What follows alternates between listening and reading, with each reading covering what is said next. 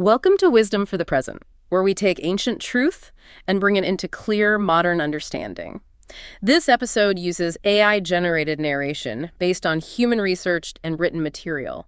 So glad to be jumping into this one today. Me too, because, when you hear the phrase farewell speech, a very specific image usually pops into your head, right? Oh, yeah, definitely. You picture, like, a retiring executive standing at a podium, maybe tearing up a bit while looking out at a room full of colleagues, or like a head coach delivering one last glorious, misty-eyed locker room pep talk before riding off into the sunset. Right, getting carried off the field on everyone's shoulders. Exactly. The expectation is just heavy on nostalgia. We want those moments to be like a victory lap, a celebration of the past that's neat and tidy and leaves everyone feeling really good about the legacy being left behind. We really crave that comfort in our endings, as humans. We want the rough edges sanded down and the failures just sort of glossed over in favor of a highlight reel. Yeah, totally. But stepping into the ancient text we have sitting on the desk today, it completely shatters that modern expectation. It really does.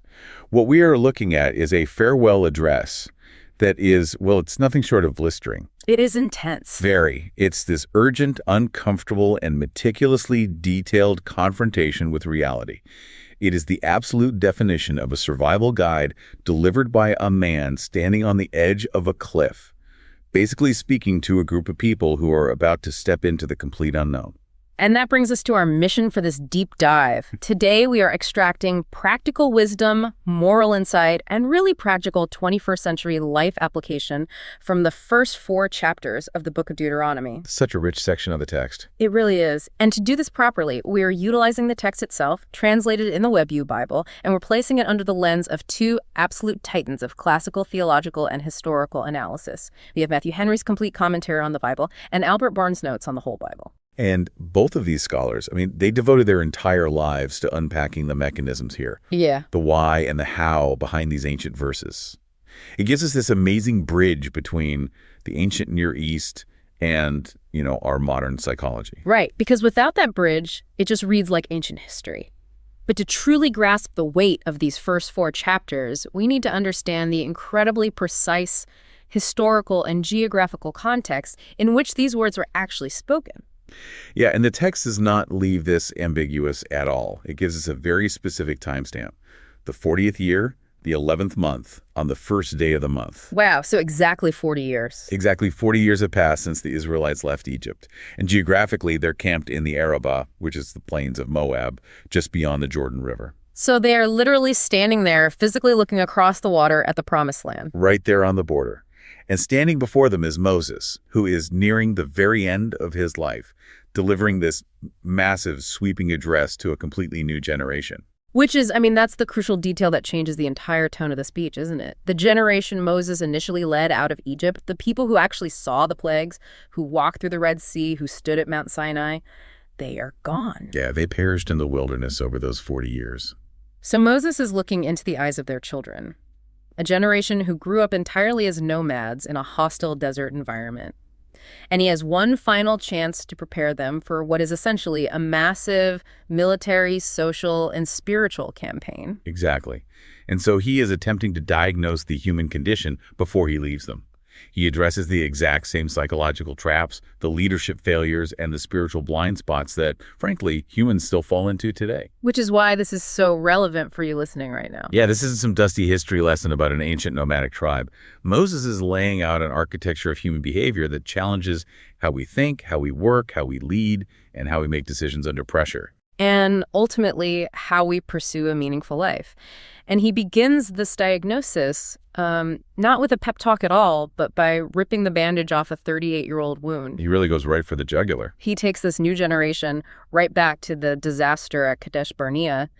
And the text points out a staggering logistical tragedy here, because the physical journey from Mount Horeb, which is Sinai, to Kadesh Barnea on the border of the Promised Land, it should only take 11 days. An 11-day march, that's it. An 11-day march. But because of what happened at Kadesh Barnea, that 11-day journey morphed into a 38-year death march in the wilderness. And the catalyst for that 38-year wandering, as Moses reminds them, was the sending of the spies. Now, when you read summaries of this event in other historical accounts, it's It's sometimes easy to walk away with the impression that sending a reconnaissance team into the Promised Land was a divine mandate, like God told them to go scope it out. Right, like it was part of the plan. Exactly. Yeah. But both Matthew Henry and Albert Barnes draw our attention to a critical, really easily overlooked detail in Deuteronomy chapter 1. Moses explicitly reminds the people standing before him that the idea to send the spies originated with them. Wait, hold on. I need to push back on that for a second. If I am a military general or like a leader of any organization about to invade a hostile, unknown territory, sending scouts is just basic strategy, isn't it? You gather data before you commit your resources. It seems like common sense. Yeah. So why is Moses framing standard military reconnaissance as this massive, sinful rebellion? That is the big question. To understand the condemnation, you have to look at what was driving the request for reconnaissance and what had already been promised to them. Barnes provides a really vital distinction here. What does he say? Well, he notes that while the plan was eventually submitted to God and sanctioned by him, meaning God permitted it, the origination of the plan was pure human policy rooted in doubt. Moses points out that God had already explicitly commanded them, saying, "Behold, the Lord your God has set the land before you. Go up, take possession, don't be afraid." They already had the promise that the land was good and that victory was completely assured. Plus, they had the undeniable historical evidence of God decimating the entire Egyptian empire on their behalf. I mean, Egypt was the dominant superpower of the ancient world. Right, they had just lived through that miracle. So to demand a scouting report at that exact moment, well, it wasn't about strategic military planning. It was about demanding sight over faith. They were looking for guarantees because they were, quite simply, paralyzed by fear. Matthew Henry has an incredible phrase for this exact human tendency. He says that by demanding spies when they already had the divine promise, they were trying to, quote, light a candle to the sun. Oh, that is so good. It perfectly captures the absurdity of the situation. Doesn't it? God's promise, backed by the evidence of their deliverance from Egypt, was the sun. It was blazing, undeniable, and completely sufficient to illuminate their path forward. But human nature, in its anxiety, feels the need to pull out its own little flickering candle of human reconnaissance to verify if the sun is actually shining. That is just such a profound way to look at it. They wanted their own data to confirm what they had already been assured was true. And when you are driven by that kind of deep-seated anxiety, the data you gather usually just confirms your worst fears anyway. Exactly. And we see their psychology completely collapse when the spies return. 10 of the 12 spies come back absolutely terrified. They report that the people are greater and taller, the cities are fortified, and the walls are walled up to heaven. Walled up to heaven. That is quite the visual. And they even claim to have seen the Anakim, which was this ancient race of giants. But notice the specific phrasing used by the spies, walled up to heaven. Matthew Henry zeroes in on this, calling it out as deliberate hyperbole. So they were exaggerating. Oh, totally. It's a dramatic exaggeration used specifically, even if subconsciously, to dishearten the rest of the camp. Henry identifies the root cause of this hyperbolic reporting. He says it was a symptom of an unbelieving heart at the bottom. Wow. When an individual or a community is controlled by fear, the obstacles in front of them always look like they reach the sky.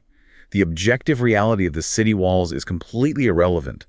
The fear distorts their perception until the walls literally touch heaven. And the panic completely spirals from there. The people start murmuring in their tents, and it devolves into this dark, paranoid conspiracy theory. They actually accuse God of hating them. It's wild to read. It is. They say, because the Lord hated us, he brought us forth out of the land of Egypt to deliver us into the hand of the Amorites to destroy us. Which is just an astonishing psychological projection. Think about the cognitive dissonance required to arrive at that conclusion. To believe that a deity would orchestrate a miraculous deliverance, part a literal sea, and sustain them with food in a barren desert for months, all as part of a convoluted plot to have them killed by Amorites. It makes no logical sense. Moses attempts to counter this mass hysteria by appealing to their lived experience. He uses this beautiful, intimate imagery, reminding them how God carried them in the wilderness as a man doth bear his son. Such a powerful image. Yeah, he points to the pillar of fire by night and the cloud by day, but they are so locked into their panic, so addicted to their own catastrophic narrative, that they completely refuse to listen. And translating this ancient desert panic into our modern reality isn't difficult at all, is it? Not at all. Think about the concept of analysis paralysis in modern business, or even just in our personal lives. We constantly disguise our fear and unbelief as prudence. Oh, all the time. We call it doing our due diligence or gathering more data. We get a clear directive, maybe it's launching a new product, making a necessary career change, or finally having that incredibly difficult conversation that will resolve a toxic relationship. We know exactly what we need to do. Yes. We have the skills, we have the past evidence of surviving difficult things, but instead of actually taking the step, we demand guarantees. We send our own internal spies into the situation to scour the landscape for all the reasons why the endeavor will fail. We light our little candles to the sun, we overanalyze the variables, run endless risk assessments, and hold meeting after meeting until we have successfully paralyzed ourselves completely. And just like those 10 ancient spies, when you send fear to gather data, fear will inevitably find the giants and the high walls you sent it looking for. You ignore the past evidence of how you've been supported through previous challenges, focusing entirely on the hypothetical catastrophes ahead. And the tragic irony of this narrative is how wildly the pendulum swings immediately afterward. It goes from total paralysis to reckless presumption. That part always gets me, because God responds to their rebellion by essentially saying, "You don't believe I can bring you in? Fine. None of this generation will see the land. Turn around and go back into the wilderness toward the Red Sea." Right, consequence delivered. And the moment they face the consequence of their inaction, the people completely flip their stance. They swing wildly to the opposite extreme. Suddenly they declare, "We have sinned against the Lord. We will go up and fight." They just strap on their weapons and decide they're going to march up the hill and conquer the territory right then and there. Even though Moses is practically begging them not to, he's warning them, do not go up, God is not among you. He is telling them that the window for supported, courageous action has officially closed. But they ignore him entirely. They presume to march up the hill under their own power. And the text describes the ensuing disaster so vividly. It says the Amorites who lived in that mountain came out against them and chased them as bees do, completely routing and destroying them in Seir. Getting chased as bees do, that's humiliating. It serves as a profound lesson in the critical timing of action and the nature of true courage.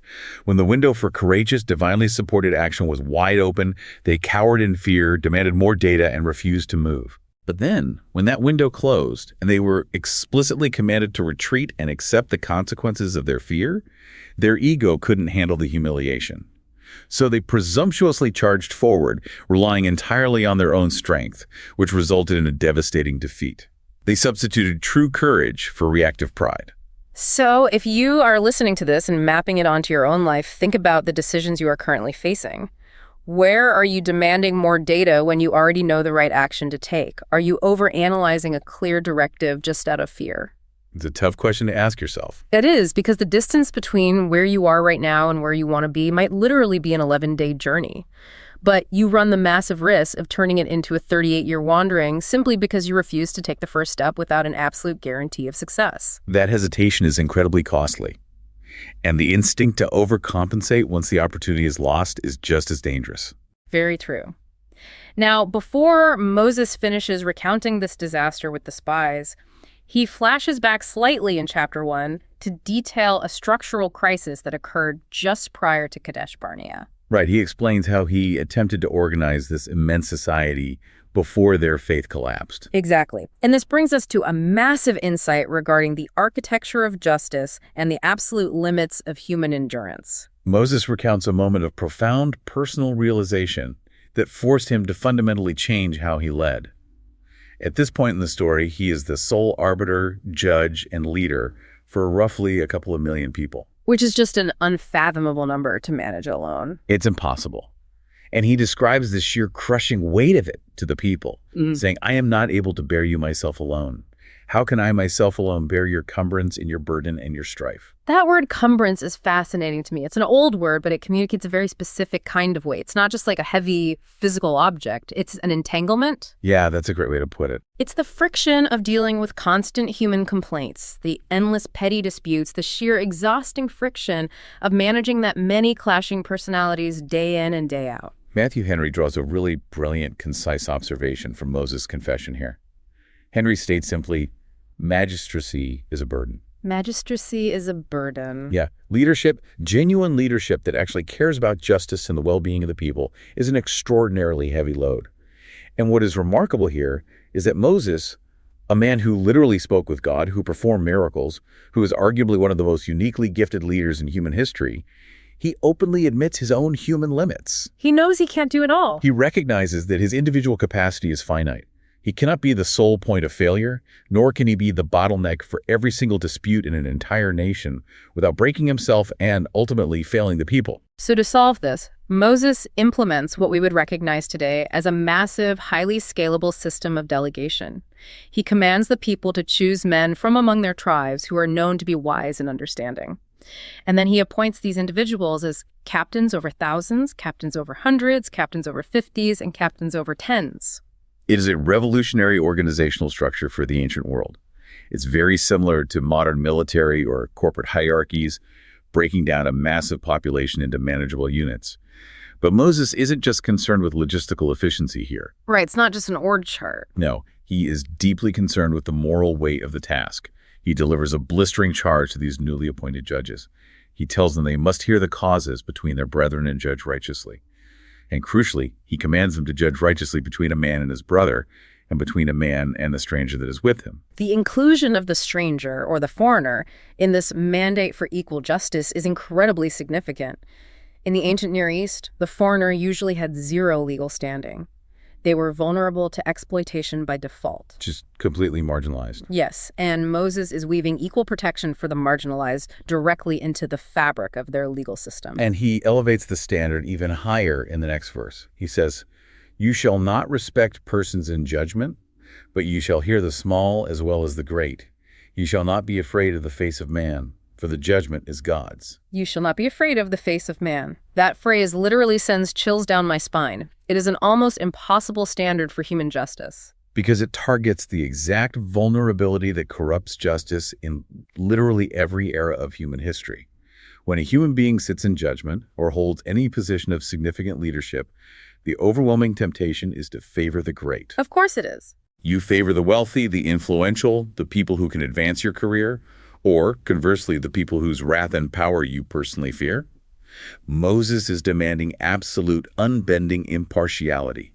He tells these judges they must protect the small, the poor, the uninfluential, the marginalized, just as fiercely as they protect the great. And the rationale he gives is really the anchor for the entire system, isn't it? For the judgment is God's. Exactly. The authority you wield does not belong to you. You are merely a steward of divine justice, meaning you are accountable to a power infinitely higher than the face of any wealthy or angry man standing in your courtroom.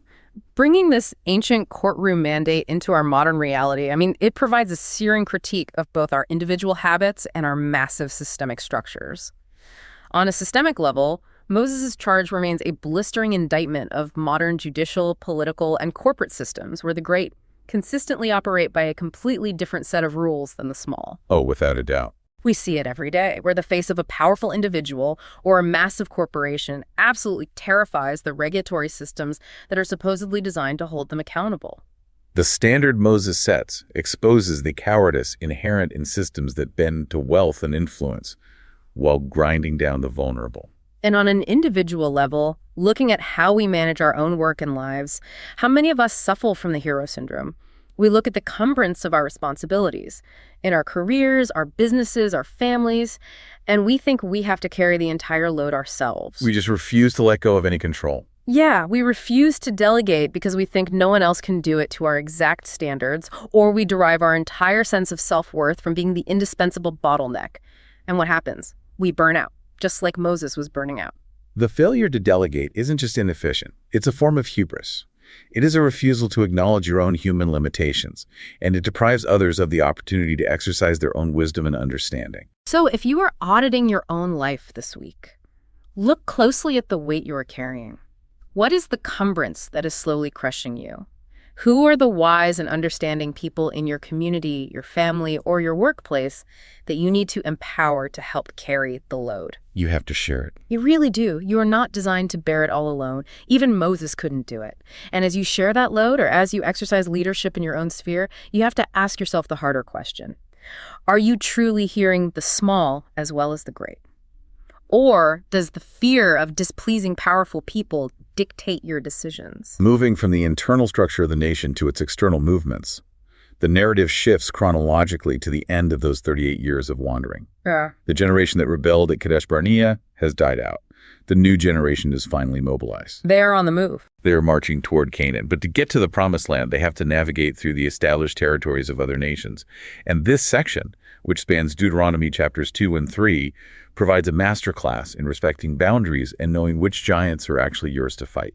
The marching orders God gives Moses as they approach the lands of Edom, Moab, and Ammon are incredibly specific. So the Edomites are the descendants of Esau. The Moabites and Ammonites are the descendants of Lot. God tells Israel, in no uncertain terms, do not meddle with them. A very clear boundary. Very clear. He says, do not contend with them in battle. I have given them their land for a possession, and I will not give you so much as a footbreadth of it. The precision of not so much as a footbreadth is really striking. God commands the Israelites to pass through these territories peacefully. If they need food or water, they are to buy it with silver. They are not to presume that their status as God's chosen people grants them a blank check to take whatever they want from whomever they encounter. Matthew Henry captures the profound philosophical and theological essence of this command with just a single sentence. He writes, "Dominion is not founded in grace." That is a staggering concept, especially for an ancient civilization, and frankly for many modern ones too. What does he mean by that exactly? Henry is arguing that spiritual privilege does not override natural rights or the sovereignty of others. Just because the Israelites are in a state of grace or divinely chosen for a specific purpose does not give them the moral right to violate the property, borders, or sovereignty of the Edomites or the Moabites. I see. God respected the land allotments of those nations, even if they were not part of the covenant with Israel.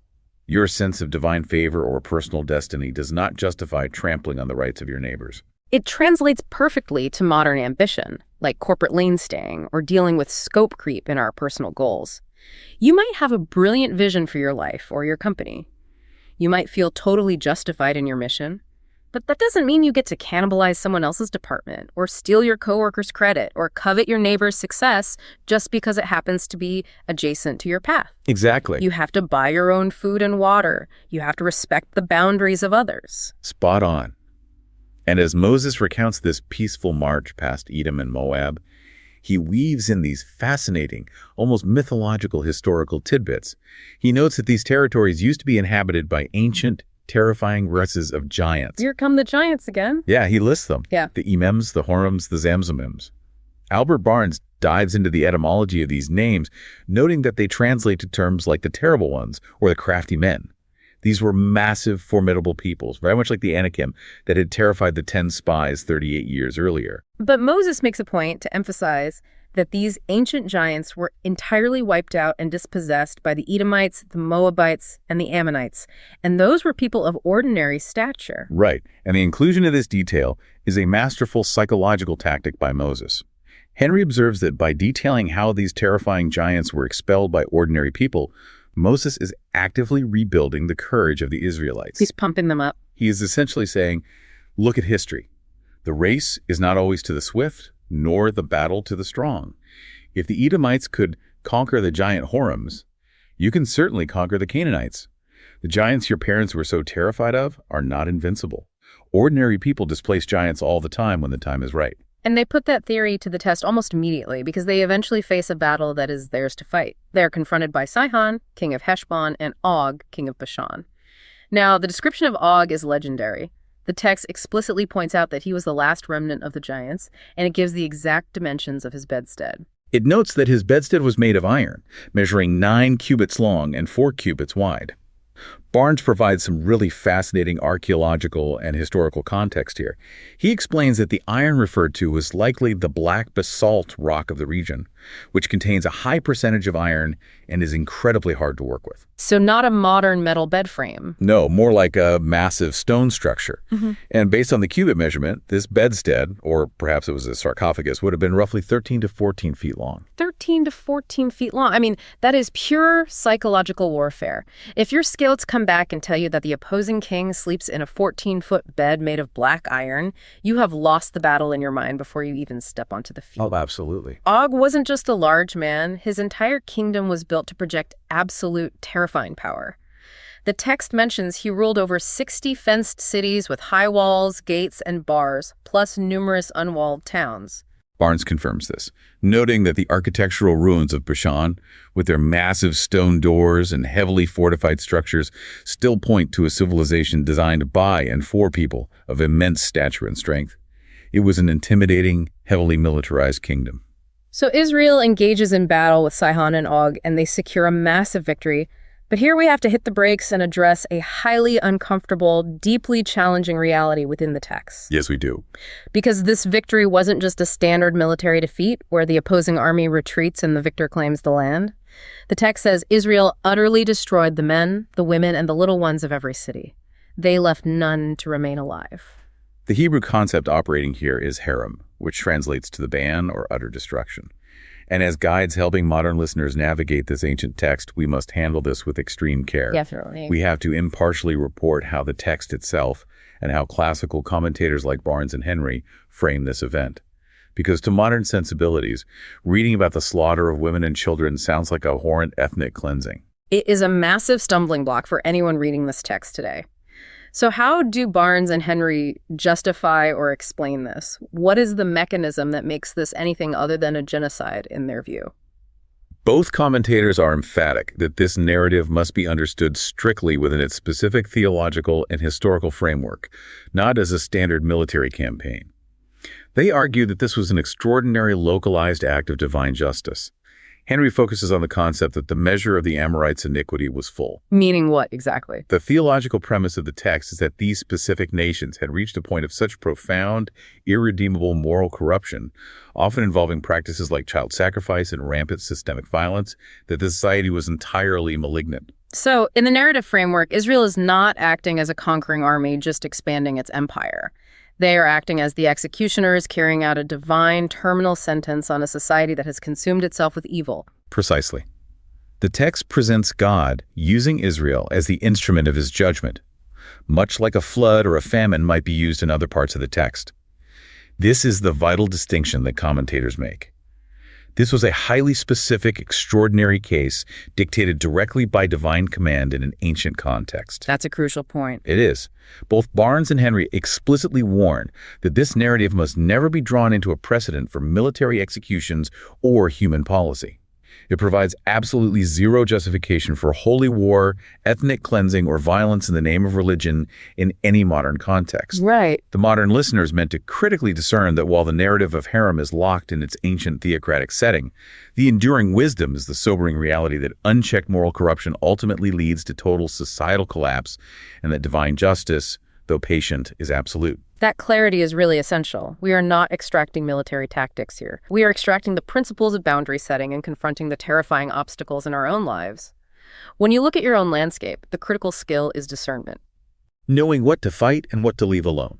Exactly. Are you trying to fight battles in someone else's territory? Are you wasting your energy meddling with the Edomites trying to take land that doesn't belong to you while ignoring the actual giant standing directly in the path of your own growth? You have to know the difference between the territory you are commanded to pass through peacefully and the 14-foot iron bed you are actually called to dismantle. The discipline of restraint is just as important as the courage to fight. It really is. Which brings us to what I think is the most heartbreaking, deeply human moment in this entire narrative. Moving into segment 4, we look at the unanswered prayer and the grace of succession in Deuteronomy chapter 3. Yeah, after these monumental victories over Sihon and Og, the promised land is literally right there. They can see the hills. And Moses experiences a moment of profound personal longing. You have to remember the toll this journey has taken on him. It's been 40 years. 40 years of his life. He has endured unimaginable stress, faced constant rebellion, all for this single, consuming goal to lead these people into Canaan. So he prays, he pleads with God. He says, I pray thee, let me go over and see the good land that is beyond Jordan, that goodly mountain and Lebanon. It is such an incredibly human request.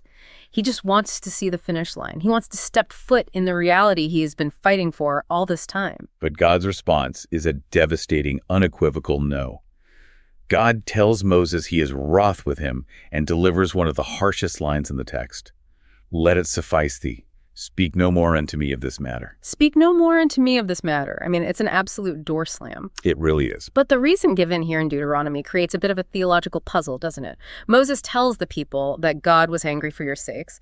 He places the blame on the community. But if you read the account in the book of Numbers, God bars Moses from the promised land because of Moses' own specific sin. The moment at Meribah where Moses lost his temper and struck the rock to bring forth water instead of speaking to it as God commanded. So which is it? Was it Moses' sin or the people's fault? Albert Barnes provides a really brilliant harmonization of this duality. He explains that both realities are true, but Moses is emphasizing different aspects based on who he is actually talking to in the moment. How so? Well, in Numbers, when God is dealing privately with Moses, God holds Moses strictly accountable for his own failure of leadership and his lapse in faith. The standard for the leader is higher. But here in Deuteronomy, Moses is addressing the entire congregation. By saying God was angry for your sakes, Moses is utilizing his own tragedy as a powerful rhetorical warning. How does that work rhetorically? Like, why frame it that way? Moses is essentially saying to the new generation, look at me. Look at the price I am paying. I am the man who spoke with God face to face. I brought the law down from the mountain, and yet even I am not exempt from the consequences of unbelief and disobedience. A disobedience, mind you, that I was pushed into by the constant grinding pressure of your parents' rebellion. Wow, so he's making himself an example. Exactly. He's saying, if God did not spare me, his chosen leader, do you honestly think he will spare you if you continue down the path of rebellion? Moses turns his own exclusion into an object lesson on the absolute impartiality of divine justice. But God doesn't just crush Moses with a no and leave him to despair. He provides a grace within the denial.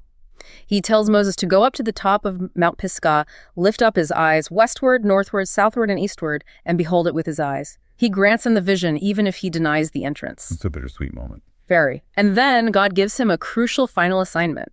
But charge Joshua and encourage him and strengthen him, for he shall go over before this people, and he shall cause them to inherit the land. This is the profound grace of succession. Moses is forced to accept the ultimate no regarding his personal ambition, but he is given the vital task of ensuring that the vision survives his own death. He has to transition from being the hero of the story to being the mentor of the next hero. This translates so deeply into the human experience today. It is about the agonizing reality of working your entire life for a goal, building a business, championing a social movement, or maybe trying to break a generational cycle of trauma in your family and realizing that you are not going to be the one to cross the finish line. You won't get to see the final result. Right. You are doing the foundational work, but someone else will get to enjoy the completion of it. It is the ultimate test of ego. Can you endure the fact that you are merely planting a tree whose shade you will never get to sit in? When we face the ultimate no from the universe, from our circumstances, from illness, or from God, the natural human temptation is bitterness. When you get passed over for the promotion you built the department for, or when the company you founded pushes you out as CEO just before the IPO, the instinct is to fold your arms, sabotage the process, and say, if I don't get the glory, I hope it burns to the ground. It's a very petty human reaction. Yeah. It's so common. Yeah. But the wisdom of Moses here is finding peace in the phrase, let it suffice thee. It is finding contentment in the part of the journey you were permitted to complete. And crucially, it is finding your final purpose and actively pouring your remaining energy into Joshua. Moses didn't retreat to his tent in a sulk. He spent his final days writing, teaching, and actively strengthening the young leader who was going to take his place. It is the shift from building a personal empire to building a lasting legacy. And this concept of shared destiny and legacy extends beyond just Moses and Joshua. In chapter 3, there is a really beautiful note on community responsibility. Oh, with the tribes that stayed behind? Yes, the tribes of Reuben, Gad, and half the tribe of Manasseh had already fought and won their specific land allotments on the east side of the Jordan. Geographically, their journey was over. But Moses gives them a strict command. He says, you cannot simply settle down, build your houses, and get comfortable while the rest of the tribes are still fighting for their lives across the river. You must arm your best warriors, cross the Jordan, and fight alongside your brothers. Matthew Henry points out the moral failing of selfishness here. He notes that it ill becomes any community member to look only at their own things. The principle is clear. No one is truly at rest until everyone is at rest. You don't get to check out of the struggle just because you've secured your own comfortable piece of real estate. It demands a level of societal empathy that pushes against our natural instinct to secure our own resources and, well, Basically, ignore the plight of our neighbors. So if you are looking at your own life, there are two massive reflections here. First, who is the Joshua in your sphere of influence? Who is the younger, less experienced person who is stepping into a space you are eventually going to vacate? Are you hoarding your knowledge to maintain your own indispensable status? Or are you actively taking steps to encourage and strengthen them for a future you won't be part of? That's such an important question. And second, have you achieved a level of comfort in your career or your life? If you have secured your land on the east side of the Jordan, who are the brothers still fighting in the trenches that you need to cross the river to help, your success is supposed to be a resource for the community, not just a retirement plan for yourself. Moving into the final segment of our deep dive, we arrive at Deuteronomy chapter 4. Knowing that his time is up, Moses makes a dramatic pivot. He shifts from recounting the logistical and military history to delivering a passionate, philosophically dense, and urgent play for spiritual fidelity. It's a total shift in tone. It really is. This chapter is widely considered one of the theological masterpieces of the ancient world. He begins by commanding the people to keep the statutes without adding to them or diminishing from them. But he quickly anchors his entire argument by transporting their minds back to the most terrifying, awe-inspiring day in their history, the day they stood before God at Mount Horeb, which is Sinai. Moses paints a very vivid sensory picture of that day. He reminds them of the mountain burning with fire to the very heart of heaven, the thick darkness, the clouds, and the booming voice. But amidst all that overwhelming sensory input, Moses emphasizes the one critical detail they didn't experience. What was that? He repeats it multiple times to ensure they grasp it. You heard the voice of words, but saw no similitude. You saw no form. You saw no shape. This is the absolute crux of his argument against idolatry, and we really need to understand how radically countercultural this was in the ancient Near East. In the world the Israelites lived in, every single nation, empire, and tribe worshipped visible, tangible deities. Oh, absolutely. Everything was visual. Yeah, you had local idols carved from wood, stone, or gold, or you had cosmic deities, civilizations worshiping the sun, the moon, and the stars. For Israel to be commanded to worship an invisible, transcendent, formless God, a God who could only be related to through his spoken word and his moral law, was a complete cognitive revolution. It removed the divine from the realm of human manipulation.